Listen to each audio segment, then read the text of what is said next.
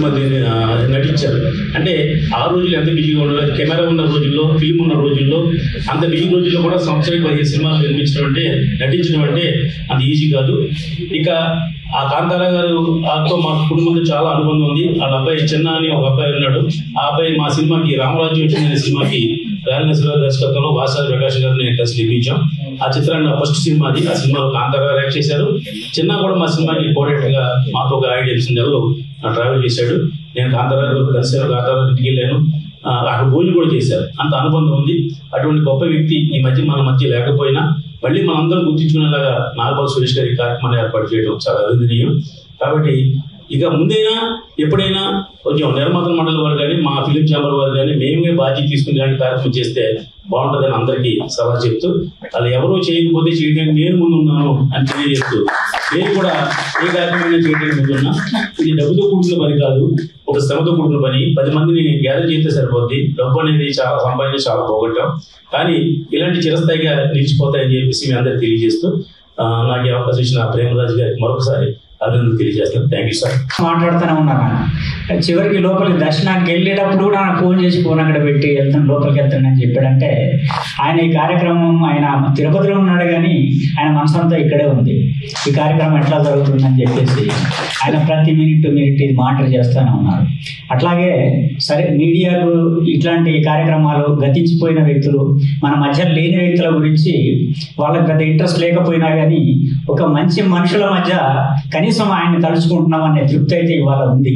దాని వరకు చాలు, ఏ మీడియా లేకపోయినా ఏం పర్వాలేదు. అయితే ఈ కార్యక్రమం తలపెట్టినప్పుడు, ఈ కార్యక్రమానికి ఎవరెవరు రావాలని అనుకున్నప్పుడు నాగబాబు సురేష్ గారు నేను వాళ్ళు ఆహ్వానించినప్పుడు నిన్నటి నుంచి దాదాపుగా రోజారమణి గారు దాదాపు ఒక 10-15 కాల్స్ మాట్లాడి ఉంటారు నాతో ఈ కార్యక్రమం గురించి. ఎప్పుడు, ఏంటి, ఎవరు వస్తున్నారు, ఎవరిని పిలుస్తున్నారు, ఏంటి, ఏమొస్తుంది ఇట్లాంటి కార్యక్రమానికి ఇంత మా ఆతృత పడి ఇంత చేస్తే మనకు వచ్చేది ఏముంటుంది అంటే ఒక తృప్తి. అంటే మన మధ్యన ఉండి వెళ్ళిపోయిన ఒక లిజెండ్ గురించి మనం తలుచుకోవడానికి, కనీసం ఒక జ్ఞాపకాన్ని మనం మళ్ళీ ఒకసారి మనం తలుచుకోవడానికి పడే ఆరాటం అది. రోజారమణి గారికి నేను చాలా ధన్యవాదాలు తెలియజేసుకుంటున్నాను ఒకసారి. ఎందుకంటే నేను చిన్నప్పుడు నేను పుట్టక ముందు ఆ భక్త ప్రహ్లాద్ అనే సినిమా వచ్చింది. తర్వాత అప్పుడు రిలీజులు ఉండేవి, మళ్ళీ 2 సార్లు 3 సార్లు 10 సార్లు కూడా రిలీజులు ఉండేవి. నేను చిన్నప్పుడు చూసినప్పుడు అంత చిన్నప్పుడు ఆ పాట పాడుతూ ఉంటూ చూసి మైమరిచిపోయి నేను అదే దాన్నే మళ్ళీ నాటకంగా నేను స్టేజ్ మీద వేసి ఫస్ట్ ప్రైజ్ తీసుకున్నాను భక్త ప్రహ్లాదుడిగా. ఆ సినిమా చూసి నేను అదే నాటకాన్ని మళ్ళీ రాసుకొని వేసుకున్నాను. ఫస్ట్ ప్రైజ్ వచ్చింది నాకు. అప్పటి నుంచి మేడంని నేను చూడటం జరిగింది. ఇవాళ ఈ స్టేజ్ మీద కలుసుకోవటం నేను చాలా ఆనందంగా ఉంది. సభకు నమస్కారం. ముందుగా మన కాంతారావు గారికి జన్మదిన శుభాకాంక్షలు, ఆయనకి బాధాలు. నేను మాట్లాడే ముందు మా గురువు గారు రమణాచారి గారికి నమస్కారాలు. దాంతోపాటు ఏ కార్యక్రమం పెద్ద చిన్న అని కాకుండా ఎంతమంది వస్తారు, ఎక్కడ చేస్తున్నారు కాకుండా ఎంతో అభిమానంతో, ప్రేమతో, గౌరవంతో ఇలాంటి ఫంక్షన్స్కి రావడం అన్నది నిజంగా ఆయన ప్రత్యేకత. ఆయన మేము రోల్ మోడల్గా తీసుకుంటాము. ఎందుకంటే ఇంత దూరం శ్రమ తీసుకుని ఇంత పొద్దున్నే రావడం అన్నది నిజంగా మరి ఆయన్ని మాటల్లో అభినందించలేము. ఆయనకి మా ఆర్టిస్టులు అందరూ తరఫున కృతజ్ఞతలు, బాధాభినందనలు. మరి ఈ రోజున నాగబాల సురేష్ కుమార్ గారు, భారత్ కల్చరల్ అకాడమీ వారు కాంతారావు గారిని గుర్తుపెట్టుకుని లాస్ట్ టైం కూడా 100th ఇయర్ చేశారు. అలాగే 101వ జన్మదినం కూడా చేయడం అన్నది నిజంగా అంటే కమర్షియల్గా ఇది వాళ్ళు ఏమీ ఆశించి కాదు, కేవలం ఆయన మీద ఉన్న అభిమానం, ప్రేమ, గౌరవమే తప్ప ఇది చేయడం అన్నది నిజంగా మరి మాటల్లో మనం చెప్పలేము. వాళ్ళని మనస్ఫూర్తిగా నాగబాల సురేష్ కుమార్ గారికి, ఆయన ప్రస్తుతం ఇక్కడ లేకపోయినా మరి ఈ బాధ్యత అంతా తన భుజాల మీద వేసుకుని చేస్తున్న ప్రేమరాజు గారిని నేను మనస్ఫూర్తిగా అభినందిస్తున్నాను. ముఖ్యంగా ఆయన ఇందాక చెప్పారు ప్రహ్లాద్ వేషం వేసి ప్రైజ్ వచ్చింది, నాకు అవన్నీ చాలా సంతోషం అనిపించింది. నేను నిన్నటి నుంచి ఫోన్ చేస్తున్నది ఏంటంటే, సాధారణంగా కాంతారావు గారి అమ్మాయి సుశీల నా చిన్నప్పటి నుంచి ప్రాణ స్నేహితురాలు. తను యూజువల్గా తను ఎప్పుడు కూడా ఫంక్షన్స్కి రావడం, లేకపోతే కాంతారావు గారు అమ్మాయినని చెప్పుకోవడం, ఎప్పుడు తను ఆ ఇదిలోనే ఉండదు అసలు. తను నేను కాంతారావు గారు అమ్మాయిని ఎవరన్నా అడిగితే అవునండి అని చెప్తాను, అంతే. అంతకు మించి ఇంకో సమాధానం ఉంటుంది. సో వాళ్ళతో నా అనుబంధం ఈనాటిది కాదు. నాకు చిన్నప్పుడు 7 ఏళ్ళు 8 ఏళ్ళప్పటి నుంచి, తను నాకంటే 1 or 2 years పెద్దది. ఇద్దరం ఎంత అల్లరి చేసేవాళ్ళం అంటే వాళ్ళ ఇంటికి వెళ్ళి అంత గోలగోల చేసే ఆ కాంతారావు గారు రూమ్ ఒక ఇంద్రభవనం లాగా ఉండేది. ఇప్పటికీ నాకు గుర్తు. ఇప్పుడు ఈ అద్దాలు చూస్తుంటే నాకు అదే గుర్తొస్తుంది. నాన్నగారి రూమ్ లో కూడా ఫుల్గా అద్దాలు ఉండేవి. ఆ అద్దాల్లో చూసుకుంటూ గెంతుకుంటూ మేము డాన్సులు ఆడుకుంటూ ఆ చీరలు తీసేసి మంచి మంచి వాళ్ళ అమ్మగారి చీరలు అవి తీసి కట్టేసుకుని గెంతే, నాన్నగారు వస్తున్నారు అంకుల్ వస్తున్నారు అని ఎవరైనా చెప్తే పారిపోయేవాళ్ళం అన్నమాట. సో అంత అల్లరి చేసి వాళ్ళ బ్రదర్స్ కూడా చిన్నప్పటి నుంచి మా బ్రదర్స్ తో సమానంగానే ఆడుకునేవాళ్ళం. ప్రతాప్, చిన్న, రాజా కూడా ఇక్కడికి వచ్చాడు. అది కూడా నేషనల్ అవార్డు విన్నారు. అబ్బాయి కూడా యాక్టర్, చైల్డ్ ఆర్టిస్ట్. సత్తి, వీళ్ళందరం కూడా మా బ్రదర్స్ 3 బ్రదర్స్, వాళ్ళ బ్రదర్స్ 4, ఈ అమ్మాయి నేను, మొత్తం గోలగా చేసేవాళ్ళు. వాళ్ళ ఇల్లు కూడా ఒక ఆనంద నిలయం.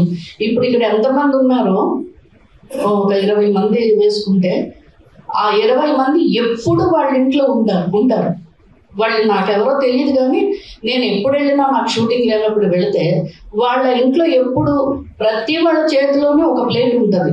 అంటే అక్షయ పాత్ర నేను విన్నాను కానీ ఎప్పుడు నా జీవితంలో చూడలేదు. ఆ అక్షయ పాత్ర వాళ్ళ అమ్మగారి చేతిలో ఉండేది. ఆవిడ ఎప్పుడు అలా అన్నాలు అలా ఉడుకుతూ ఉంటాయి, 7-4 పొయ్యిల మీద ఉడుకుతుంటే అప్పుడే ఆవకాయ నెయ్యి వేసి కలిపేసి ముద్దపప్పు కలిపేసి తినండరా అంటే వద్దు అంటే కూడా ఆవిడ ముద్దలు నోట్లో పెట్టేసేది. మాకు నో, ఈ వయసులో కాకపోతే ఎప్పుడు తింటారు అని అంత ప్రేమ అన్నమాట. పిల్లలు ఎవరు బయట వాళ్ళ సొంత వాళ్ళ ఏమీ లేదు ఆవిడకి. మళ్ళీ పెద్దవాళ్ళు కాంతారావు గారి సిస్టర్స్ వాళ్ళు ఏదో పెద్దవాళ్ళు ఒక 4 పెద్దవాళ్ళు ఉండేవారు, తెల్ల చీరలు కట్టుకుని. వాళ్ళకి టైంకి వచ్చిన వాళ్ళకి వెళ్ళే వాళ్ళకి ఆయన అయితే ఫుల్ బిజీ. మేము ఎప్పుడో పొద్దున్న ఆయన వెళ్ళిపోయేవారు, ఆయన వచ్చే వరకు షూటింగ్ నగలంతా వాళ్ళ ఇంట్లోనే ఆడుకునేది. ఎందుకంటే విజయరాఘవాచారి రోడ్ అని చెన్నైలో మేము ఒకే వీధిలో ఉండేవాళ్ళం. వాళ్ళదైతే చాలా పెద్ద ఇల్లు. ఆ ఇల్లు తిరగలేము. ఎప్పుడు కామన్గా మన ఇల్లు ఏంటంటే మెయిన్ డోర్స్ మూసేసి ఉంచుతాం, వాళ్ళ ఇంట్లో డోర్ ముయ్యదు అసలు, ఎప్పుడు తెరిచే ఉంటాయి. ఎందుకంటే వచ్చేవాళ్ళు వస్తుంటారు, వెళ్ళేవాళ్ళు వెళ్ళిపోతుంటారు, భోజనం చేస్తుంటారు. కాంతారావు గారు కూడా షూటింగ్ నుంచి అంత అలసిపోయి వచ్చి కూడా మేమందరం వెళ్ళిపోతుంటే ఆగండి అమ్మ ఏదో చేసింది ఇవాళ, భోజనం చేశారా, తినండి ఒక ముద్ద తినేళ్ళిపోండి, ఇదే మాట. అంటే వాళ్ళ ఇంట్లో ఎప్పుడు కూడా అభిమానం, ప్రేమ. అసలు వాళ్ళ ఇంట్లో అసలు ఓహో ఇల్లంటే ఇలా ఉండాలా, ఇలాగ సరదాగా తింటూ భోజనాలు పెడుతూ ఉండాలా అని మాకు చిన్నప్పుడు తెలిసేది కాదంతా. ఆ తర్వాత అనిపించింది. ఆయనతో ఎప్పుడు నేను అంకుల్ భయపడుతూ ఉండేవాళ్ళం. అలాంటిది ఓ సీత కథ సినిమాలో ఆయన భార్యగా నటించాల్సి వచ్చింది. విశ్వనాథ్ గారు స్టోరీ చెప్పినప్పుడు అంత బాగానే అనిపించింది. దేవదాస్ కనకాల విలను, చంద్రమోహన్ హీరో, అన్ని చెప్తే అన్ని బాగానే ఉన్నాయి. లాస్ట్ లో కాంతారావు గారిని నువ్వు పెళ్లి చేసుకుంటావమ్మా అన్నారు. సార్ కాంతారావు గారిని నేను పెళ్లి చేసుకోవడం సార్, నాకు 16 ఏళ్ళు అప్పుడు. అంటే అదే స్టోరీ అమ్మా అని అప్పుడు నాకు కథ చెప్పారనమాట. నాకేదో పట్టు చీర కట్టి ముడేసి అన్ని వేసి కాంతారావు గారిని సెట్లో పిలిచి మీరిద్దరూ ఏదో పిల్లల్ని ఆశీర్వదించాలో ఏదో చెప్తారు. నాకైతే శివరి, నేను ఎప్పుడు నాగేశ్వర గారు, రామారావు గారు వాళ్ళతో యాక్ట్ చేసినప్పుడు కూడా ఎప్పుడు భయపడలేదు. ఆ ఫస్ట్ డే నాకు శివరింగ్ వచ్చేసింది. కాంతారావు గారు పక్కన నుంచి నేను యాక్ట్ చేయడం అని. కానీ అది ఒక నా అదృష్టంగా భావించాను తర్వాత. సో ఇలాంటివి ఎన్నో ఉన్నాయి. వాళ్ళ కుటుంబంతో నాకున్న మామూలు అనుబంధం కాదు. నాకు ఎలాగన్నా ఈ ఆస్ట్రేలియాలో బిఫోర్ లాస్ట్ ఇయర్ ఆస్ట్రేలియాలో 100th year ఫంక్షన్ చేశారు. తను అక్కడికి సుశీల వెళ్ళింది. వాళ్ళ పిల్లలు 3, ప్రతాప్ వాళ్ళ పిల్లలు అందరూ ఒక 5 మనవాళ్ళు, ఒక మనవరాలు అందరూ అక్కడే ఉన్నారు. తను వెళ్ళినప్పుడు అక్కడ చేసినప్పుడు తను నాకు మాత్రమే ఫోన్ చేసింది, రోజా ఏదైనా వీడియో బయట ఒకటి పంపిస్తావా అని. చాలా హ్యాపీగా అనిపించింది, చాలా సంతోషంగా అనిపించి వెంటనే పంపించాను. చాలా బాగా చేశారు అక్కడ కూడా మన వాళ్ళందరూ. నేను ఇక్కడ కూడా నా అదృష్టం ఏంటంటే 100 years అన్ని ఒక 2-3 సంవత్సరాల నుంచి వచ్చేస్తున్నాయి అందరివి. రంగారావు గారు, రామారావు గారు, నాగేశ్వరరావు గారు, సూర్యకాంతం గారు, రమణారెడ్డి గారు, ఇలాగా మన ఎస్ రాజేశ్వరరావు గారు. సో వీళ్ళందరితో నాకు అనుబంధం ఉంది, వీళ్ళందరితో నేను యాక్ట్ చేశాను. అలాగే కాంతారావు గారితో ఇలా 100th year ఫంక్షన్ వాళ్ళకి పుట్టినరోజు చేస్తున్నారంటే ఫస్ట్ కాల్ నాకే వస్తుందేమో అనిపిస్తుంది నాకు. ఎందుకంటే నేను చిన్నప్పుడు వచ్చాను కాబట్టి నాకు ఈ అదృష్టం దక్కింది. అలాగే ఇక్కడ కూడా ఈ ఫోటోలన్నీ చూస్తుంటే బాధగా ఉంది ఎవరు లేరు అని, కానీ చాలా గర్వంగా ఉంది. ఎందుకంటే వీళ్ళందరితో నేను యాక్ట్ చేశాను. ఆ యాక్ట్ చేసే అదృష్టం ఆ భగవంతుడు నాకు కల్పించాడు. ఈ రోజున నాకు ఇదేమో పెద్ద ఫంక్షన్ లాగా అనిపించట్లేదు, వాళ్ళ ఇంట్లో కాంతారావు గారి ఇంట్లోనే చేసుకుంటున్నట్టు అనిపిస్తుంది నాకు. సో ఆయనే చేసుకుంటున్నారు, ఎప్పుడో 20-30 మంది తింటూ చక్కగా హ్యాపీ. అందుకే నేను ఎంటర్ అయిన వెంటనే కూడా అందరూ కొంచెం కాఫీలు అవి తాగుతున్నారు. ఇదేంటి కాంతారావు గారి ఇల్లు ఉంది, అందరూ కాఫీలు తాగుతున్నారు. ఎప్పుడో చిన్నప్పుడు నేను చూసింది గుర్తొస్తుంది. సో ఈ రోజున నిజంగా భారత్ కల్చరల్ అకాడమీ వారు, అలాగే సంయుక్తంగా మన నాగబాల సురేష్ కుమార్ గారు ఇది ఒక మంచి కార్యక్రమంగా సంకల్పించి మరి వీరందరినీ మా అందరినీ వేదిక పైన చేకూర్చడం అన్నది నిజంగా చాలా సంతోషం. వాళ్ళని మళ్ళీ అభినందిస్తున్నాను.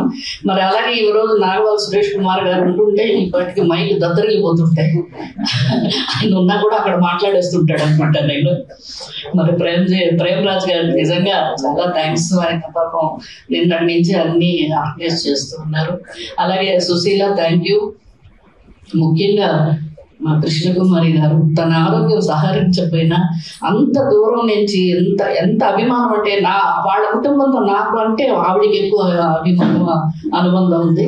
ఆవిడ రావడం, మరి కవిత తను ఎక్కువ సినిమాలు మరి తను చేసిందో లేదో ఎంతో నాకు తెలియదు, కానీ తను కూడా ఎంతో ప్రేమతో అభిమానంతో వచ్చింది. Thank you. ఇందాక అబ్బాయి మాట్లాడాడు, పోస్ట్ చేసిన అబ్బాయి ప్రేమ్ కమల్. నువ్వు అసలు కాంతారావు గారిని చూడలేదన్నావు, అసలు అప్పుడు పుట్టేవో లేదో కూడా నాకు తెలీదు. చాలా బ్రహ్మాండంగా మాట్లాడావు. నీ భాష నీది అంటే నువ్వు ఆయన బయోడాటా చదివింటావు ఫుల్ గాని. నిన్ను చూసి ఇప్పుడు నేను అనుకున్నాను నేను కూడా చదువుకోవాలి దాన్ని. సో మరొక్కసారి మా గురువుగారు ఎక్కడున్నా ఆయన మాట్లాడితే మేమందరం మాట్లాడక్కర్లేదు, చాలా ధైర్యంగా ఉంటాం. కానీ సడన్ గా నన్ను పిలిచేటప్పటికి మాట్లాడాల్సి వచ్చింది, కుటుంబంతో అనుబంధం. Thank you so much Sushila. వచ్చి తను ఎప్పుడు స్టేజ్ మీదకి రాదు. So thank you so much, వచ్చారు. చాలా సంతోషం. నాన్నగారు ఎక్కడ, ఎందుకంటే వాళ్ళ నాన్నగారికి చాలా ముద్దులు కూతురు, 4 కొడుకులు 1 కూతురు. రామలక్ష్మ భరత శత్రుఘ్నులని పిలిచేవాళ్ళం వాళ్ళని. తన కూతురు చాలా, తన పెళ్లి కూడా బ్రహ్మాండంగా జరిగింది. ఆ పెళ్లికి మేమందరం వెళ్ళి చాలా రోజులు అంటే అంత ఎంజాయ్ చేస్తాం అన్నమాట. సో చాలా హ్యాపీగా ఉంది ఈ రోజున. రాజా థ్యాంక్ యూ రాజా, మీరు కూడా వచ్చినందుకు. థ్యాంక్ యూ రాజా, వచ్చావు. అలాగే వాళ్ళ ఆస్ట్రేలియా ఉన్న వాళ్ళ మనవాళ్ళకి మనవరాలకి, ఇంకా రాజా, ప్రతాప్, సత్తి, చిన్న వీళ్ళందరికీ కూడా నా థ్యాంక్స్ చెప్పుకుంటున్నాను. బుజ్జి వాళ్ళ ఇంటి కోడలు, అమ్మాయి, ఈ అమ్మాయి తర్వాత కూతురులాగా. సో వీళ్ళందరికీ నాకు కృతజ్ఞతలు, అభినందనలు. మరొకసారి కాంతారావు గారికి పాదాభివందనం చేసుకుంటూ మా గురువు గారు బ్రహ్మాచారి గారికి నా కృతజ్ఞతలు తెలుపుకుంటూ సెలవు తీసుకుంటాం. నమస్కారం. అట్లాగే సెలబ్రిటీ అనేది మనం ఈ మధ్యనే వింటున్న పదం ఇది. కానీ నేను చిన్నప్పుడు అంటే సెలబ్రిటీ పదం లేదు, కానీ అదే అర్థంతో నేను ఒక వ్యక్తిని చూసేవాడిని. అంటే పత్రికల్లో కానీ, అంటే అప్పుడు ఇంత టీవీలో మనకి ఛానల్స్ లేకపోవచ్చు, కానీ ఎక్కువగా పత్రికల్లో, ప్రింట్ మీడియాలో ఎక్కువగా నేను పుస్తకాలు పేపర్లు చదివే అలవాటు వల్ల నేను చాలా చోట్ల ఒక పేరు పదే నాకు వినపడేది. ఏంటి అసలు అంటే ఒక హీరోయిన్ కాదు, ఒక పెద్ద ఇంకొక అంటే ఈ ఎంటర్టైన్మెంట్ రంగానికి వేరే విధంగా పెద్దగా సంబంధం లేదు, కానీ ఎప్పుడు ఆ పేరు వినబడేది. అంటే ప్రముఖులతో కలిపి ఎక్కడ చూడు పెద్ద పెద్ద మీటింగుల్లో కనబడేది. ఆవిడే డాక్టర్ కేవి కృష్ణకుమారి గారు. ఆవిడ అది ఎవరు ఈవిడ అసలు ఎందుకు ఇంతగానో ఈవిడ గురించి రాస్తున్నారు అనుకునేవాడిని. అప్పుడు నేను చిన్నప్పుడు, మేడం మీరు ఒకసారి కాంతారావు గారి గురించి మీరు మాట్లాడాల్సింది. వీక్షించిన ఈ పవిత్ర వేదికకు ముందుగా నా నమస్సమాంజలు. వేదికను అలంకరించి మా కాంతారావు గారి కుటుంబానికి ఎంతో అండదండలుగా ఉన్న మా ఆత్మీయ సోదరులు మా కేవి రమణ గారికి ముందుగా నా హృదయపూర్వకమైన నమస్సుమాంజలు అందజేసుకుంటున్నాను. నేను ఎప్పుడు ప్రేమగా ఎప్పుడు ఫోన్ చేసినా పాలకడలిపై శేషతల్పం ఉన్నట్టు ప్రహ్లాదాన్ని ముద్దుగా పలకరించే మా రోజు నా ఆత్మీయ సోదరికి, కాంతారావు గారి ఏకైక పుత్రిక మా సుశీలకి, మా ఆత్మీయ సోదరి కవితకి, మా ఎదురుగుండానే ఉన్న మా కాంతారావు గారి అబ్బాయి రాజాకి, మా అక్కినేని శ్రీధర్కి, ఈ సభను నిర్వహిస్తున్న వారికి అందరికీ నా హృదయపూర్వకమైన నమస్సుమాంజులను అందజేసుకుంటున్నాను. కాంతారావు గారి గురించి ఎంత చెప్పినా తక్కువే అవుతుంది. సినిమా పరంగా కాకుండా ఆత్మీయ పరంగా, కుటుంబ పరంగా నాకు ఎంతో సాన్నిహిత్యం ఉంది. 80s అనుకుంటాను, ఈనాడులో పనిచేసే జర్నలిస్ట్ నాకు ఫోన్ చేసి, అమ్మా కాంతారావు గారికి వీళ్ళు చూడాలనుకుంటున్నారు, అది చిక్కడపల్లిలో రమా ఇంటర్నేషనల్లో ఉన్నారు, ఒకసారి వస్తే చూస్తారా అని అడిగాను. అంటే అప్పుడు చిక్కడపల్లిలో ఇది చెప్పినవన్నీ చాలాసార్లు చెప్పాను, కానీ ఈ 100 సంవత్సరాల ఈ సందర్భం కాబట్టి మళ్ళీ చెప్తున్నాను. చాగరయ్య గారి సభ మీటింగ్ పెడుతూ రమా ఇంటర్నేషనల్ దగ్గర ఆగి మేడ మీదకి వెళ్ళి తలుపు తీసేసరికి కాంతారావు గారు మంచం మీద సెమీ కాన్షియస్గా ఉన్నారు. నోట్లోంచి రక్తం వస్తుంది. అది స్టన్ అయిపోయి చూస్తే పరిస్థితి ఏం బాగాలేదన్నమాట. అప్పటికప్పుడు ఫస్ట్ ఎయిడ్ చేసి హాస్పిటల్లో అడ్మిట్ చేయడం జరిగింది. అప్పటి నుంచి కూడా వారి కుటుంబంతో నాకు ఎంతో ఆత్మీయ అనుబంధం ఏర్పడింది. చెన్నై నుంచి ఎప్పుడు ఫోన్ చేసినా హైదరాబాద్ వస్తున్నాను తల్లి, నీ డాక్టర్స్కి చాలా పెట్టాలి కదా, అందుకని నీ దగ్గర మీ ఉన్న పరిసరాల్లోనే ఉంటానంటే నల్లకుంటలో మా క్లినిక్ దగ్గర ఇల్లు చూడటం, మరింత మా కుటుంబ సభ్యులు ఎంతో సన్నిహితంగా ఉండటం జరిగింది. తర్వాత కాంతారావు గారి వ్యక్తిత్వం చెప్పాలంటే ఆయన శత్రువులను కూడా ప్రేమించే మనస్తత్వం, ఎంత విశాల హృదయం అంటే అనుకోని పరిస్థితుల్లో ఆయనకి క్యాన్సర్ వచ్చినప్పుడు చాలా డబ్బు ఖర్చు అయింది. అదే సమయంలో అన్నగారు అంటే రామారావు గారు ఆయన అవార్డుని అనౌన్స్ చేసే సందర్భంలో అనుకున్నారనమాట, ఆ అవార్డు కనుక కాంతారావు గారికి ఇచ్చినట్టయితే దాదాపు చాలా డబ్బు వస్తుంది, దాని ట్రీట్మెంట్కి వాడుకోవచ్చు అని అందరూ అనుకున్నారు. నేను రాజా కాంతారావు గారిని తీసుకొస్తుంటే ఫోన్ వచ్చింది. రాజా వచ్చి, నాన్న అనౌన్స్ చేశారు అన్నగారి అవార్డు అంటే, ఎవరికి రాజా అన్నారు. అంటే దాసరి నారాయణరావు గారికి అనగానే ఒక్కసారి ఆయన కళ్ళు మూసుకుని, ఒక్కసారి నారాయణరావు గారికి ఫోన్ ఇవ్వనా రాజా అన్నారు. దాసరి నారాయణరావు గారికి ఫోన్ చేశారు. చేస్తే, నారాయణరావు గారు మీకు నా హృదయపూర్వకమైన అభినందనలు నారాయణరావు గారు, మీకు ఎలా చెప్పాలో అర్థం కావటం లేదని అట్లాగే అన్కాన్షియస్గా కళ్ళు మూసుకుని పడుకున్నారు. నిజంగా కాంతారావు గారి ఎంత గొప్ప హృదయమో ఈ ఒక్కటి దాన్ని బట్టి అర్థం చేసుకోవచ్చు. ఆయన ఎన్ని అవార్డ్స్ ఇచ్చినా ఆయనకి తక్కువే అవుతుంది. పద్మశ్రీ, పద్మభూషణ్, పద్మవిభూషణ్ ఎన్నో రావాల్సింది కానీ ఏమీ రాలేదు. ఒకరోజు నేను ఎయిర్పోర్ట్ కడుతూ, అమ్మా నాకు పద్మశ్రీ ఇస్తామని అనౌన్స్మెంట్ వచ్చిందమ్మా, వెళ్తున్నాను అన్నారు. మళ్ళీ వెంటనే ఫోన్ చేసి, అమ్మా క్యాన్సిల్ అయిందిట, వెనక్కి తిరిగి వచ్చేస్తున్నాను అంటే, నేను అన్నాను మంచి పని చేశారు, ఎందుకంటే మీకు పద్మశ్రీ చాలా తక్కువ అది అవార్డు, అది ఇవ్వటంతోనే ఇవ్వకపోతేనే మంచిదంటే పాపం ఆయన ఎంత సంతోషపడ్డారు చెప్పలేము. ఒక రోజున కాంతారావు గారు అన్నారు, అమ్మా మీ అన్నయ్య అక్కినేని రఘుపతి వెంకయ్యనాయుడు అవార్డు దానికి చైర్మన్ కదా అని నా వంక ఇట్లా చూశారు. నాకు అర్థమైంది. నేను అన్నయ్య వాళ్ళ ఇంటికి వెళ్ళినప్పుడు, అన్నయ్య మీరు రఘుపతి వెంకయ్యనాయుడు అవార్డుకి చైర్మన్ కదా అంటే, అవునమ్మా అన్నారు. అని నా వంక చూశాను. చూస్తే నేనన్నా, కాంతారావు గారికి గవర్నమెంట్ ఏమి ఇవ్వలేదు అన్నయ్య అనేసరికి ఆయన ఒక్కసారి ఎదురుగుండా అన్నయ్య చూస్తున్నాడు ఫోటో నుంచి అని ఒక్కసారి ఇట్లా అని మళ్ళీ ఫోన్ చేస్తానమ్మా అన్నారు. మళ్ళీ వారం తర్వాత నాకు ఫోన్ చేసి అమ్మ అర్జెంటుగా ఇంటికి వచ్చాయన్నారు. ఇంటికి వచ్చిన తర్వాత కాంతారావు గారికి ఫోన్ చేయన్నారు. కాంతారావు గారికి ఫోన్ చేసి ఇస్తే అన్నయ్య అన్నారు, కాంతారావు గారు ఒకసారి మీకు ఒక మంచి మాట చెప్పాలి, మీరు అర్జెంటుగా ఇంటికి రండి. శ్రీ కాంతారావు గారు మా రాజా ఇద్దరు కలిసి అన్నయ్య వాళ్ళ ఇంటికి వచ్చారు. వస్తే కాంతారావు గారు కంగ్రాచులేషన్స్, మీకు రఘుపతి వెంకయ్య నాయుడు అవార్డు వచ్చింది అనగానే కాంతారావు గారు రెండు చేతులు జాపి అన్నయ్య రెండు చేతులు జాపి ఇద్దరు గాఢంగా ఆలింగనం చేసుకున్నారు. చేసుకుంటే కాంతారావు గారు ఏమిటిది, మీకు ఎప్పుడో రావాల్సింది కానీ చాలా ఆలస్యంగా వచ్చింది, అది నా చేతుల మీదుగా రావటం నాకు ఎంతో ఎంతో సంతోషంగా ఉంది కాంతారావు గారు. నిజంగా కొన్ని సంఘటనలు నేను ఎప్పటికీ మర్చిపోలేను. కాంతారావు గారు ఆయన ఇల్లు ఒక నిజంగా పవిత్రమైన దేవాలయంలో భాషిస్తుంది. మా హైమలు కాంతారావు గారి హైమలు అంటారు, నేను కూడా హైమలు అని అంటాను, హైమావతి గారిని. అంటే వాడు భగవంతుడి సత్యసాయికి అత్యంత పరమ భక్తులు.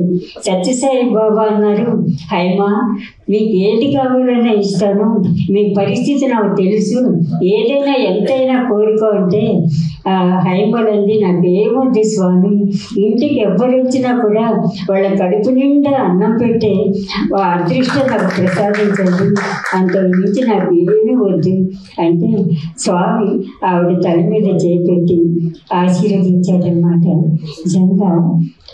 నిజంగా హైమలు ఒక నిజమైన పతివ్రతకి నిర్వచనం. ఒక చిన్న మాట చెప్పాల్సి వస్తే, ఒక సుప్రసిద్ధ హీరోయిన్ ఆవిడ అక్కయ్య కాంతారావు గారి దగ్గరికి వచ్చి హైమల దగ్గరికి వచ్చి, హైమలు ఒక చిన్న కోరిక కోరుకుంటానంటే ఏమిటి అంది. ఏమీ లేదు, మా చెల్లెలును మీ ఆయన ఒక హిట్ పేరు కదా పిక్చర్స్లో, ఆ అమ్మాయిని సరిగ్గా చూడటం లేదు జనం, మీరు అంగీకరించినట్టయితే కాంతారావు గారిని పెళ్లి చేసుకుంటే బాగుంటుంది, ఆవిడ మీ అంగీకారం తెలపడంటే హైమలు అన్నారు, ఆయన సుఖంగా ఉండటమే నాకు కావాలి, పెళ్లి చేసుకోవటం నాకు ఎటువంటి అభ్యంతరం లేదు అనేసి కాంతారావు గారు లోపలికి రాబోతే గుమ్మం దగ్గర ఆగిపోయి కళ్ళ నిండా నీళ్లు పట్టుకుని, హైమలు నువ్వు ఇంత మంచిదానివని తెలుసు కానీ ఇంత మంచిదానివని నాకు తెలియదు. అప్పటి నుంచి ఆవిని దేవతగా ఆయన మనసులోనే పెట్టుకుంటున్నారు. అది మా కాంతారావు గారు రాజాతోటి పిల్లలతోటి నేను ఎక్కడున్నా కూడా నేను అందరి హృదయంలో శాశ్వతంగా ఉండేటట్టు నాకు నివాసం ఉంటే బాగుంటుంది అని మనస్ఫూర్తిగా అన్నారు. దాన్ని దృష్టిలో పెట్టుకుని నేను హైమలు కాంతారావు గారి తిరిగి ఒక ఇంటిని సెలెక్ట్ చేసుకున్నాము. కానీ ఆ ఇల్లు ఆయనకి దక్కలేదు. అయినా కూడా భగవంతుడు ఆయన చల్లగా చూస్తాడు. ఆయన మంచి మనిషి, ఆయన దాతృత్వ గుణం, ఆయనలోని ఒక ఎవ్వరూ చెప్పుకోలేని మంచి గుణాలు, ఆయన కుటుంబాన్ని భగవంతుడు ఎప్పటికీ చల్లగా చూస్తాడు. ఒక చిన్న సవరణ ఏంటంటే, కాంతారావు గారు నటించని పాత్ర లేదు, వేయని వేషం లేదు, కానీ అది ఎందుకో కత్తి కాంతారావు గారు అంటే నాకు ఎప్పుడు నచ్చేది కాదు. కళాప్రపూర్ణ, అది కళలకే విశిష్టమైన వ్యక్తి అయిన ఆయన పక్కన ఆ కత్తి ఎందుకు? డాక్టర్గా నా ఉద్దేశం ఏంటంటే, కాంతారావు గారికి కళాప్రపూర్ణకి మధ్య కత్తి ఉండకూడదని నేను మనసారా విశ్వసిస్తూ సెలవు తీసుకుంటున్నాను. ఓం శ్రీ సాయి కృష్ణాయ నమః. ఎక్కడ పోగొట్టుకున్నామో అక్కడే సంపాదించాలంటారు, కానీ ఆయన ఎక్కడ సంపాదించారో అక్కడే పోగొట్టుకున్నారు. ఎందుకంటే సినిమాల్లో నటించి సినిమాల్లోనే పోగొట్టుకున్నారు, ఏ చెడు వ్యసనాల విషయంగా పోగొట్టుకోలేదు. సో దాన్ని మనం దృష్టిలో పెట్టుకుని గత ప్రభుత్వం మనకి ఆయనకి కుటుంబానికి చేయాలనుకున్నారో మరి ఏమైందో తెలియదు, చేయలేకపోయారు. ఇప్పుడున్న ప్రస్తుత పరిస్థితి, ఎందుకంటే ఆయన తెలంగాణ బిడ్డ, ఆయన ఇప్పుడున్న ప్రభుత్వాన్ని ఏదైనా ఆయనకి వాళ్ళ కుటుంబానికి ఏదైనా గౌరవంగా చేయాలని మనస్ఫూర్తిగా కోరుకుంటున్నాను. మా రమణాచారి గారికి ప్రభుత్వ సహాయకాది కాదు, ఆయన సహాయం చేసే మనిషి అయినా. సో ఆయన కూడా తప్పకుండా కలగజేసుకుంటారని మనస్ఫూర్తిగా కోరుకుంటా. అలాగే నాకు ఒక అన్నయ్య, ఇద్దరు తమ్ముళ్ళు, కానీ నేను ఎప్పుడు ఇద్దరు అన్నయ్యలు అనుకుంటాను. అది ఎవరో కాదు, మా రామ్ సత్యనారాయణ గారు, మా ప్రొడ్యూసర్స్ గారు కూడా ఆయన కూడా కలగజేసుకుని మనం అందరం కలిసి ఏదైనా ప్రభుత్వానికి ఒక విజ్ఞప్తి పెట్టుకోవాలని మనస్ఫూర్తిగా కోరుకుంటాను. ఇలాగే ఎంతో అభిమానంతో ఎప్పుడు మా అంకినేని శ్రీధర్ ఏ ఫంక్షన్ అయినా ముందు వచ్చేస్తాడు. ఆయన ఫోన్ చేసి వాళ్ళ ఫంక్షన్ లాగే పాపం ఫోన్లు చేసి బయలుదేరారా అని అడుగుతుంటాడు. ఆయన కూడా కృతజ్ఞతలు. సారీ మళ్ళీ మాట్లాడినందుకు. Thank you. నమస్తే. పూజ్యులు రమణాచారి గారికి, అలాగే మనందరికీ అత్యంత ఇష్టమైన కృష్ణకుమారి గారికి, అలాగే వేదికను అలంకరించిన పెద్దలందరికీ, ఈ ఆహ్వానాన్ని మన్నించి విచ్చేసిన మీ అందరికీ నా హృదయపూర్వక నమస్కారాలు. లైఫ్లో మనం ప్రయాణం చేస్తూ ఉంటాము. చేసేటప్పుడు ఎంతోమంది పరిచయం అవుతారు, కానీ మనం కూడా ఆఖరి వరకు ప్రయాణం చేసేవాళ్ళు ఒక చేతి వేళల్లోనే మిగిలిపోతారు అన్నది నిజం. అలాగే నేను కాంతారావు గారి ఇంటికి మా అమ్మగారు నా 10వ సంవత్సరం తీసుకొని వెళ్ళారు. చాలా చిన్నదాన్ని, అప్పుడు నేను సినిమాలో లేను. మా అమ్మగారికి మా నాన్నగారికి కాంతారావు గారు పరిచయంతో వారి ఇంటికి వెళ్ళడం జరిగింది. ఆ తర్వాత నా 11వ సంవత్సరం కథానాయికగా అయిన తర్వాత చదువు ఆగిపోయింది అని బెనారస్ మెట్రికులేషన్లో ఊరికే ఖాళీగా ఉన్నప్పుడు నేను ఇంట్లో ఉండకూడదు అని చెప్పి, ఆ మెట్రికులేషన్ ఎలా అంటే ఎప్పుడు ఖాళీగా ఉంటే వెళ్ళొచ్చు, అక్కర్లేదంటే మానేయచ్చు. అప్పుడు మేమందరం నడుచుకుంటూ ఒక ఏమంటారు గుడ్డ సంచిలో పుస్తకాలు పెట్టుకొని వెళ్ళేవాళ్ళం. సడన్గా కారు వచ్చి ఆగేది, అంబాసిడర్ కారు. అప్పుడంతా అంబాసిడర్ కారు వచ్చి ఆగిందంటే అసలు ఆ వీధిలో ఉన్న వాళ్ళందరూ నిలబడి చూస్తూ ఉంటారనమాట. అప్పుడు అడిగాను నేను, ఎవరు అంటే మా సుశీల. ఆ కారులో దిగి ఆ డ్రైవర్ తలుపు తీసి తను తీసుకొని వచ్చి క్లాస్ రూమ్లో దింపి వెళ్తే, అప్పుడు మా సార్ని అడిగాను, ఎవరండి ఆ అమ్మాయి ఒక్కతే కారులో వస్తుంది, తనును డూండి గారు అమ్మాయి సునంద ఇద్దరు ఒకళ్ళ తర్వాత ఒకళ్ళ కారులో వచ్చారు, వీళ్ళిద్దరే కారులో వస్తున్నారు ఇంతమంది స్టూడెంట్స్ అంటే. అప్పుడు ఈ అమ్మాయి కాంతారావు గారి పాప, ఆయన డూండి గారు ప్రొడ్యూసరు, వాళ్ళ పాప. ఓ అనుకున్నాను. అక్కడ తెలుసో తెలియకో మేము ముగ్గురు మంచి ఫ్రెండ్స్ అయ్యాం. అయిన తర్వాత సుశీల అంది, కవిత రా మా ఇంటికి రా అంటే, నేను ఇంతకుముందు వచ్చాను నాన్నగారిని కలిసానంటే సరే రా అని. ఆ తర్వాత రెగ్యులర్గా వాళ్ళ ఇంటికి వెళ్ళడం మొదలుపెట్టింది, ఎందుకంటే ఎలాగో ఇప్పుడు సుశీల ఫ్రెండ్ అయిపోయింది కదా. సో అలా వెళ్ళినప్పుడు అలాగే వాళ్ళ అమ్మగారు, వాళ్ళ నాన్నగారు, నేను నాన్నగారిని కాంతారావు గారిని నాన్నగారు అనే పిలిచేదాన్ని, అమ్మని అమ్మ అని పిలిచేదాన్ని. అలాగే వాళ్ళ బ్రదర్స్ ప్రతాప్ కానీ, చిన్న కానీ, సత్య కానీ, రాజా కానీ, ఇలాగా వాళ్ళ డాటర్ ఇల్లాస్ కానీ. కాంతారావు గారి వైఫ్కి ఏంటంటే ఎప్పుడు నా జుట్టు గురించే మాట్లాడేవారు. వాళ్ళ ఇంట్లో పెరట్లో మల్లెపూల చెట్లు ఉండేవి. ఏమనేవారు, రేపు శుక్రవారం నువ్వు తలస్నానం చేసి ఇంటికి వచ్చేసే నీకు మల్లెపూలు జడ వేయాలి అన్న. అది ఎక్కడికి, నాకు మోకాళ్ళ కంటే కిందకి పాదాల దగ్గరికి ఉంటుంది నా జుట్టు. కానీ అమ్మ నేను తలస్నానం చేసి వస్తే నన్ను స్టూల్ మీద కూర్చోబెట్టి చక్కగా పెరట్లో కూర్చోబెట్టి చిక్కు తీసి జడ వేసి జడగంటలు వేసి, అదే నేను ఇందాక సుసి మాట్లాడుకుంటున్నాము, అమ్మ నీ కోసం 3 గంటలు కూర్చొని నీకు మల్లెపూల జడ వేసింది అని. అలాగా ఆవిడ వాళ్ళ కోడలు కూర్చొని, నా పని వాళ్ళు కూర్చొని నాకు మల్లెపూల జడ అమ్మ అల్లేదనమాట. రోజరమణి గారు ఇందాక కృష్ణకుమారి గారు ఒకటి అన్నారు, అక్షయ పాత్ర. నేను ఈ 45 సంవత్సరాల్లో ఎవరింటికి, వాళ్ళ పిల్లల ఇంటికి వెళ్ళినా, కాంతారావు గారి ఇంటికి వెళ్ళినా ఎప్పుడు నేను భోజనం చేయకుండా మాత్రం మా ఇంటికి వెళ్ళలేదు. తర్వాత ఆవకాయ, మాగాయి, పచ్చళ్ళు అన్నీ అమ్మ పెట్టరు, అన్నీ రెడీ చేయాలి, కాంతారావు గారే పెడతారు. ఆయనే పెడతారు, ఎవరు ముట్టుకోకూడదు, జాడి గుడ్డ ఆయనే కడతారు, మళ్ళీ పచ్చడి చేయాలంటే ఆయనే తీస్తారు. అలాంటి ప్రాసెస్లో నాకు మ్యారేజ్ అయ్యి వాళ్ళ ఇంటికి భోజనానికి పిలిచారు. నన్ను మా వారిని పిలిచి మాకు పసుపు కుంకుమ పెట్టి బట్టలు పెట్టి పంపించారు. ఆ టైంలో నాకు కాంతారావు గారు ఉన్నారు, నా కూతురికి, నాకు ఇప్పుడు ఒక కూతురు కాదు, నాకు 2 కూతుళ్ళు ఉన్నారు, నా కూతురికి పచ్చళ్ళు పెట్టి పంపించు అన్నారు. అలాగా జాడీలలో పెట్టి ఆయనే పెట్టి గుడ్డ కట్టి మా ఇంటి కారులో తీసుకెళ్ళమని పంపించారు.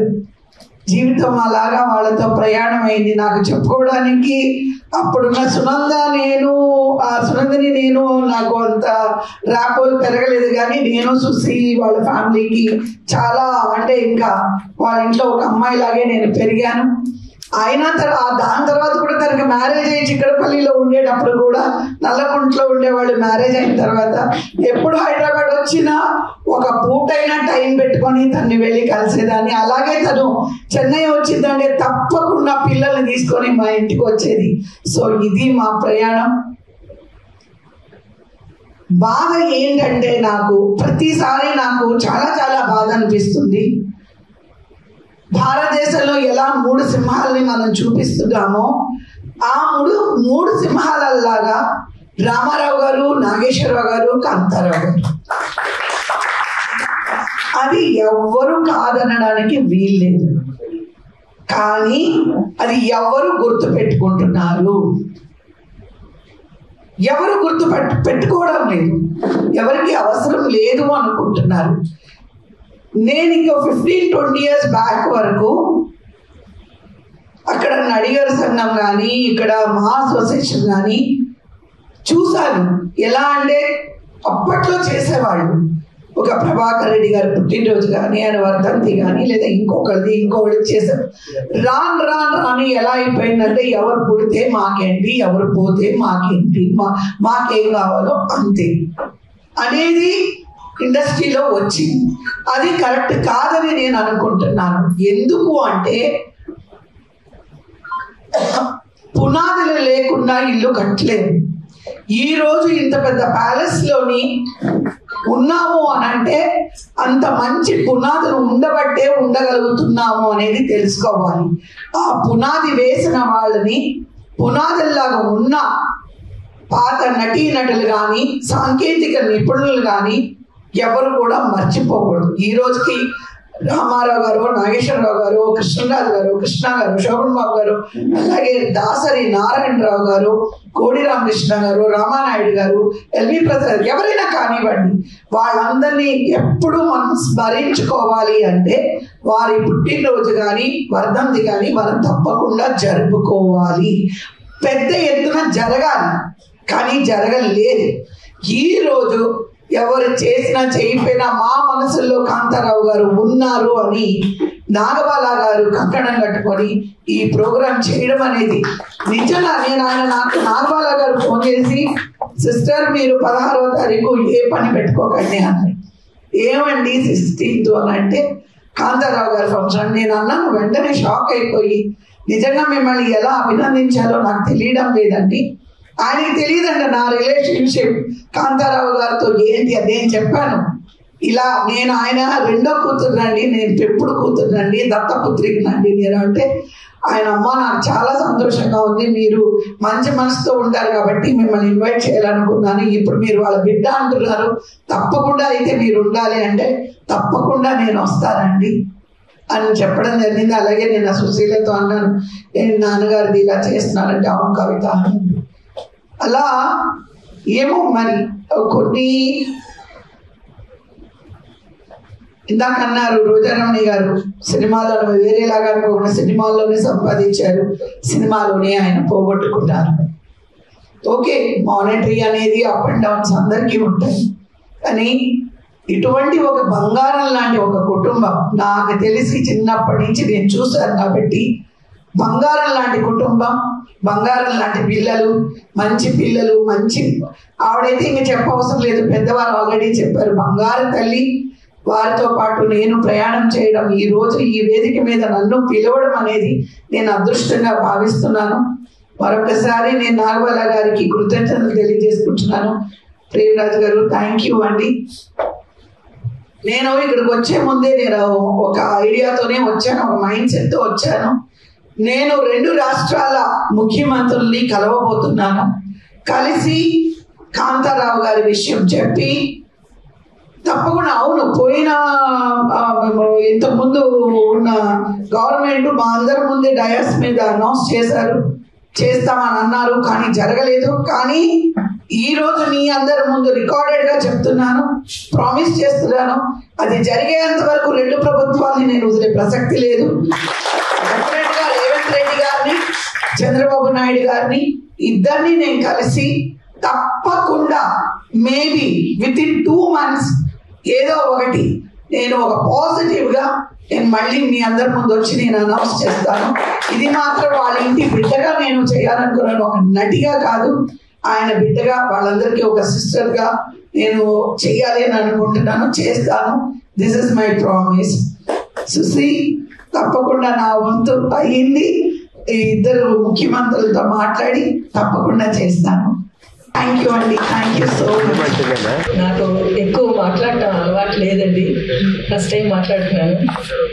నా ఫోటోగ్రాఫర్ శ్రీ రమణాచారి గారికి, ఈ యొక్క ప్రోగ్రామ్ని ఆర్గనైజ్ చేసిన ఆర్గనైజర్స్కి, ఇక్కడ ఉన్న పెద్దలకి అందరికీ ఫస్ట్ నేను థ్యాంక్స్ చెప్పుకుంటున్నాను. ఎందుకంటే మా నాన్నగారిని కనీసం ఈ విధంగా కలుసుకుంటున్నందుకు చాలా సంతోషంగా ఉందండి, చాలా అంటే చాలా ఆనందంగా ఉంది. నేను ముఖ్యంగా ఇంకోటి ఏం చెప్పాలనుకుంటానంటే, మా నాన్నగారు ఎప్పుడు ఎటువంటి అవార్డ్స్ కానీ రివార్డ్స్ కానీ ఎప్పుడు ఆయన ఆశ పెట్టుకోలేదండి. ఆయన కోరిక యాక్ట్ చేయాలి, చచ్చిపోయేంత వరకు నేను యాక్ట్ చేయాలమ్మా అన్నదే ఆయన కోరిక. అట్లాగే చేశారండి ఆయన. జూన్ దాకా చేశారు. June last movie Shankar Dada జిందాబాద్ అది యాక్ట్ చేశారు. ఆస్ట్రేలియాకి వెళ్లాల్సింది ఆయన పాపం షూటింగ్ కి, అనుకోకుండా కింద పడి షోల్డర్ ఫ్రాక్చర్ అయ్యి పోలేకపోయారు. ఇంకా November 18th ఆయన బర్త్డే, ఆయన 2 days కి, ఆయన బర్త్డే అయిపోయిన 2 days కి ఆయన సిక్ అయిపోయారండి. సిక్ అయిపోయిన తర్వాత ఇంకా హాస్పిటల్ కి తీసుకెళ్ళటం రావటం ఇదే అయిపోయింది అనమాట. ఇంకా మార్చ్ లో లాస్ట్ యశోద హాస్పిటల్ అడ్మిట్ చేసాము రాజభవన్ రోడ్ లో. ఇంకా అక్కడే మేము ఆయన ఒకటి మాకు సంతోషం ఏంటంటే, ఆయన చనిపోయే టైంకి మేము 5 పిల్లలు ఆయన చుట్టూ ఉన్నామండి. అది మాకు చాలా సంతోషంగా ఉంది. మార్నింగ్ వచ్చి అంతకుముందు వీళ్ళు సిస్టర్స్ వచ్చి లేదండి షిఫ్ట్ చేస్తున్నాం సార్ని, మేము వెంటిలేటర్ మీద పెట్టాలనుకుంటున్నాం, వేరే షిఫ్ట్ చేస్తా ఉన్నారు. వద్దండి వెంటిలేటర్ ఏం వద్దు, డాక్టర్ గ్యారంటీ ఇవ్వలేదు, ఈ రోజు గడిస్తే చాలు అన్నారు. కనుక మీరు వెంటిలేటర్ లో పెడితే మీరే ఉంటారు, చివరి టైంలో చూసుకునేందుకు మేమెవరో ఉంటాం కదా, పోనీ మాకు అందరికి ఇస్తారా పర్మిషన్ అని అడిగాను. అట్లా మా అన్నారు. అయితే ఇక్కడే ఉండనియండి, మేము చూస్తూ ఉండాలి అంతే, ఆయన కూడా మమ్మల్ని చూస్తూ ఉండాలి లాస్ట్ కన్ను మూసేదాకా అన్న తర్వాత ఇంకా సరే మీ ఇష్టం, మీరు రాసివ్వండి అట్లాగని అన్నారు. తప్పకుండా రాసిస్తామండి, మా కళ్ళ ముందే ఆయన ఉండాలి, మా కళ్ళ ముందే ఆయన ఆఖరి ఊపిరి కూడా ఆడిపోవాలంతే, మేము అదొక్కటే కోరుకుంటున్నామండి. ఎవరో వచ్చి మీరెవరో నిల్చొని ఆయన చుట్టూ ఉండటం కాదు నాకు. ఎట్లా అయితే అంత గొప్ప వ్యక్తి కడుపున పుట్టినందుకు నేను ఎన్నో జన్మలు అదృష్టం చేసుకున్నాను ఆయన కూతురుగా పుట్టినందుకు. చాలా ప్రిన్సిపల్ మనిషి అండి మా నాన్నగారు. ఎన్నడూ వేషాలు కావాలని కానీ ఎవరిని ఏమీ అడిగేవారు కాదండి, వస్తే వేయాలి అంతే. ఆయనకు తెలిసింది 2 ఒకటి సినిమా తీశారు, పోగొట్టుకున్నారు, అయిపోయింది, యాక్ట్ చేయాలి అంతే. నేను లాస్ట్ దాకా నేను యాక్ట్ చేయాలమ్మా, నాకు అదొకటి తప్ప ఇంకేమీ లేదు కోరిక అని చెప్పేవారు. ఒక కూతురుగా నేను ఆయనకు సేవ చేసుకున్నానండి, ఎంతవరకు నా వల్ల అయితే నేను అంతా చేశాను. ఆఖరి స్టేజ్లో ఆయన ఒకసారి తమ్మారెడ్డి కృష్ణమూర్తి గారు చుట్టానికి వచ్చారు. వస్తే తమ్మారెడ్డి గారు చేయి పట్టుకొని, తమ్మారెడ్డి గారు మీకు ఆడపిల్లలు ఉన్నారంటే లేదండి 2 కొడుకులు అన్నారు. అయితే లేదండి కంటే కూతురునే కనాలి, ఇది నా కూతురు కాదండి మా అమ్మండి, మా అమ్మండి నాకు అంతా చేస్తుంది, నాకు ఎవరు చేయరండి, అంతా అసహ్యం లేకుండా నాకు చేస్తూ ఉందండి అంటే ఏమండి తండ్రి ఎవరో కాదు, పరాయణో కాదు, ఆయన నాకు జన్మనిచ్చిన తండ్రి అండి. ఆ మాత్రం చేయకపోతే వేస్ట్ అండి. ఇంకా వాళ్ళకి ఈ జన్మనిచ్చినందుకు చెయ్యాలి, వాళ్ళకి తప్పకుండా సేవ చేయాలి.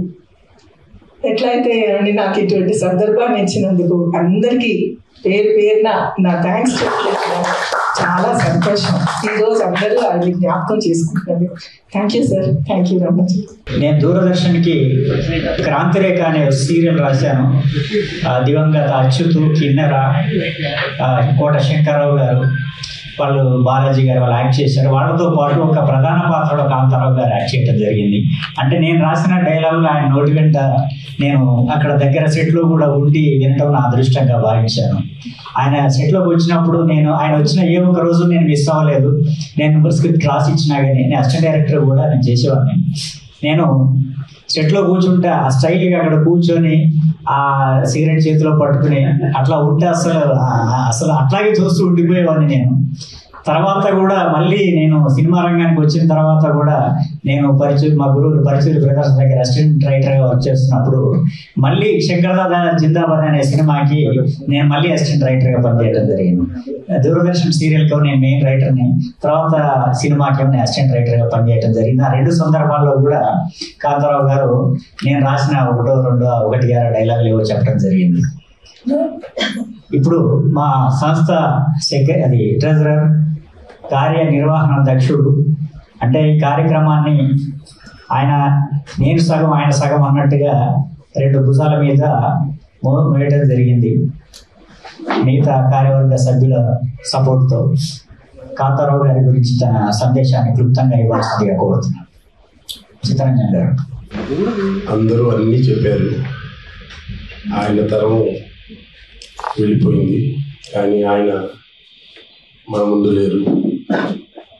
కనీసం ఈ హాల్లో అయినా ఆయన ఫోటో ఉంటే బాగుండేది. మా ఫోటోని రామ్ సత్యారాయణ గారి ఆధ్వర్యంలో ఉన్న ఈ హాలు ఇక్కడ కట్టి చూస్తున్నారు.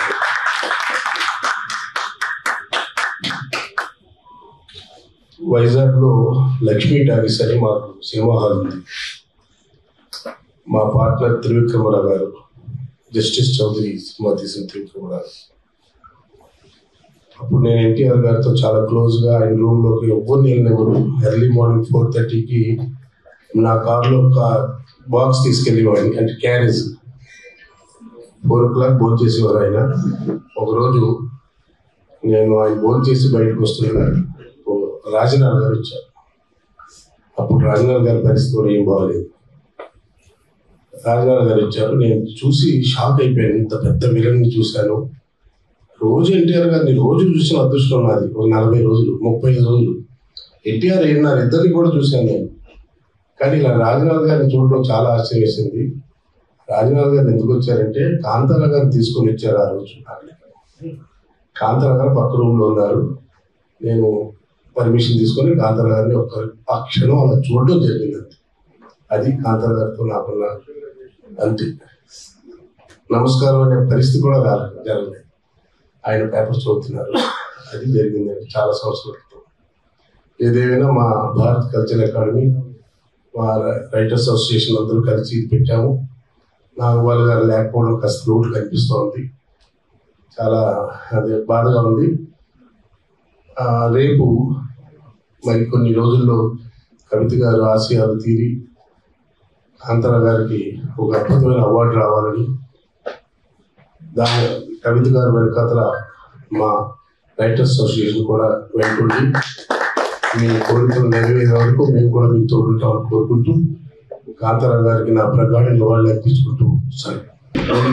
పెద్దలు శ్రీ రమణాచారి గారు, కేవి కృష్ణకుమార్ గారు, రోజారమణి గారు, నిరంతర బాలనటి ఆవిడ, అలాగే కాంతారావు గారి అమ్మాయి సుశీల గారు, కవిత గారు, ప్రేమరాజు గారు, తమ్ముడు రామకృష్ణ గారు, మా రైటర్స్ యూనియన్ కార్యవర్గ సభ్యులు, ఇతర సభ్యులు అందరూ ఉన్నారు ఇక్కడ.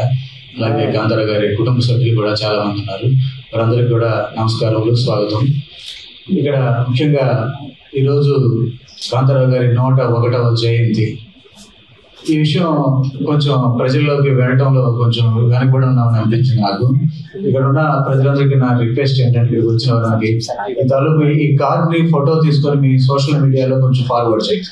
మీ వాట్సాప్ కావచ్చు, మీ ఏదైనా మీ ట్విట్టర్ హ్యాండిల్ కావచ్చు చేస్తే 101వ జయంతి దాకా వచ్చాం మనం. నేను అపాయింట్మెంట్ తీసుకుంటాను, తప్పకుండా మనం ఒక లెటర్ అది ఎలా ఫార్మేట్ పెట్టాలని పెట్టి అది పెట్టిన తర్వాత ఫాలో అప్ అనేది నేను చేస్తాను. అందరం కలిసి వెళ్దాం. ఫస్ట్ వెళ్ళినప్పుడు ఫాలో అప్ అనేది చాలా ఇంపార్టెంట్. ఎందుకంటే లాస్ట్ గవర్నమెంట్ చెప్పారు, నేనేంటంటే వాళ్ళు కానీ చెప్పారు కాబట్టి, సినిమాటోగ్రఫీ మినిస్టర్ గారే చెప్పారు కాబట్టి నేను ఫాలో అప్ చేసుకోక్కర్లేదు, పెద్ద పెద్ద వాళ్ళు ఉన్నారు అని చెప్పి నేను దాన్ని అయిపోయిందేమో అని అనుకున్నాను, కానీ అవ్వలేదని ఇప్పుడే తెలిసింది.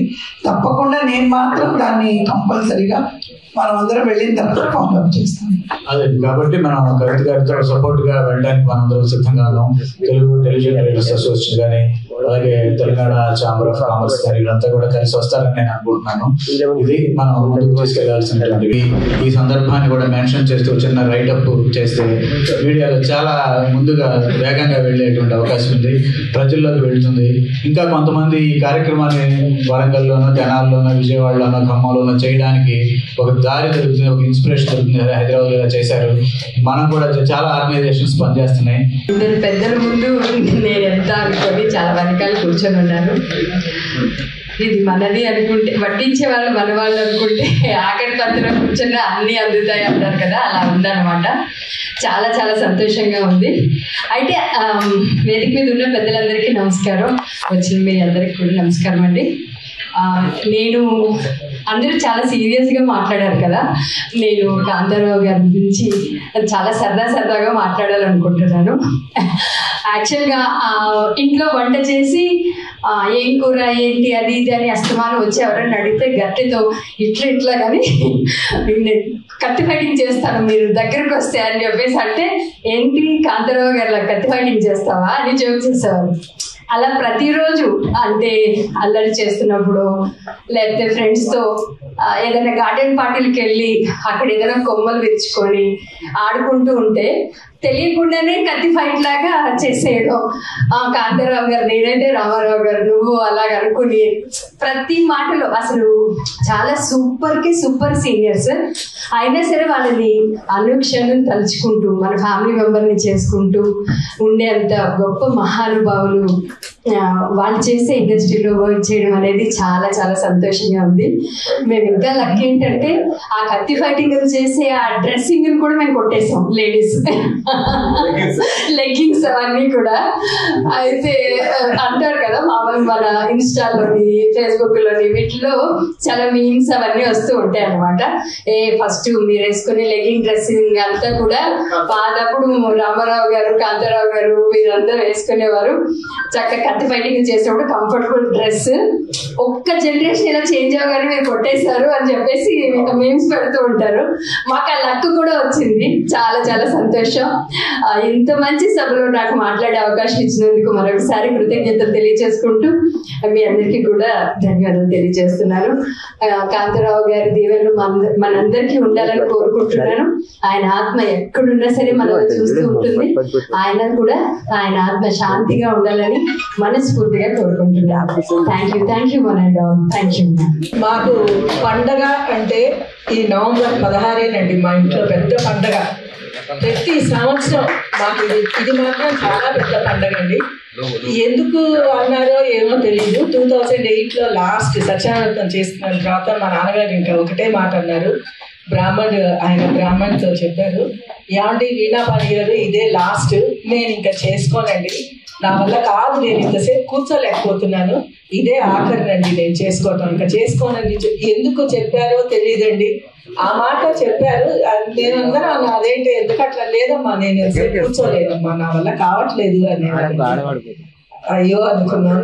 అట్లాగే ఆయన ఇంకా నెక్స్ట్ బర్త్డేకి ఏం చేసుకోలేదు అనుకోండి. కానీ మా ఇంట్లో అయితే చాలా పెద్ద పండగ అండి. నవంబర్ 16, 15వ తారీఖే మా నాన్నగారు ఫ్లవర్ మార్కెట్కి వెళ్ళిపోయి పువ్వులు తీసుకొచ్చి దండలంతా కట్టించి ఇల్లంతా దండలతో డెకరేట్ చేసేవారు. చేయించిన తర్వాత సత్యావ్రతం చేసుకునేవారు, తప్పనిసరిగా పూజ అయితే చేసుకునేవారు. ఆయన నోట్లోంచి ఎందుకు వచ్చిందో తెలియదు సార్, ఈ ఒక్క మాట మాత్రం ఇంకా నేను చేసుకోనండి ఇదే ఆఖరు అని. అది కాకుండా మాకు రమణాచారి గారు మాకు చాలా క్లోజ్ ఫ్యామిలీ ఫ్రెండ్ అండి. మా నాన్నగారికి చాలా అంటే చాలా ప్రేమ ఆయన అంటే. అదే విధంగా ఆయనకు కూడా మా ఫ్యామిలీ అంటే చాలా ప్రేమ అండి. ఆయన ఎదురుగుండా కాదు, ఎట్లా ఉన్నా చాలా గొప్ప మనిషి, మంచి వ్యక్తి, మనసున్న మనిషి అండి ఆయన. నేను అంతకంటే ఇంకేం చెప్పలేనండి. ఈ ఒక్క ముక్క చెప్తాను. మాకు పండగ అండి ఈ రోజే మాకు అన్ని పండగలు కలిపి ఈ రోజే వస్తుంది. థ్యాంక్ యూ అండి. మిస్ యూ నాన్న, చాలా మిస్ చేస్తున్నాను నిన్ను మాత్రం. Thank you. చిరంజీవి ప్రేమరాజుకి ఈనాటి సభాధ్యక్షుడిగా ఈ కార్యక్రమాన్ని నిర్వహిస్తున్న సందర్భంగా,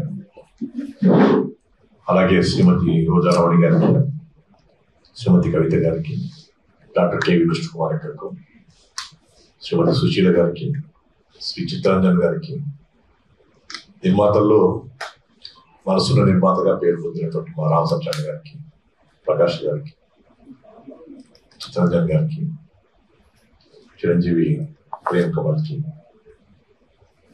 స్వప్నకి, మీకు అందరికీ సభాముఖంగా నమస్కారం. ఇవాళ ఈ కార్యక్రమాన్ని నిర్వహించుకోవాలి అనేటువంటి ఆలోచన చేయడం అనేటువంటిది ఒక ధర్మం, ఒక బాధ్యత.